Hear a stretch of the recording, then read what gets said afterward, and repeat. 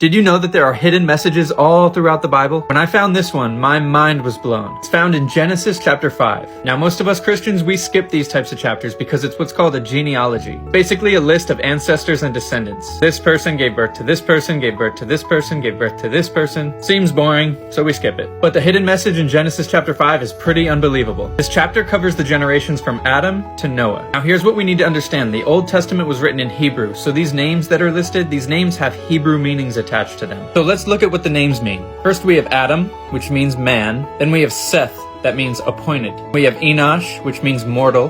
Kenan, which means sorrow. Mahalalel, which means the blessed God. Jared, which means shall come down. Next is Enoch, which means teaching. Then it's Methuselah, which means his death shall bring. Lamech, which means despairing. And finally we have Noah, which means comfort or rest. When we take these names and we line them up with their Hebrew meaning, it's going to spell out a special message to us. Here it is. This side we have the names, on this side we have their meanings. Look at the message that is spelled out here. Man appointed mortal sorrow. The blessed God shall come down teaching. His death shall bring despairing, comfort, and rest. Put it all together. Man is appointed mortal sorrow, but the blessed God shall come down teaching. His death shall bring the despairing comfort and rest. Now, does that message sound familiar to you? This is the gospel message. Man is appointed mortal sorrow, born into sin, separated from God with no way back to him. But the blessed God shall come down teaching.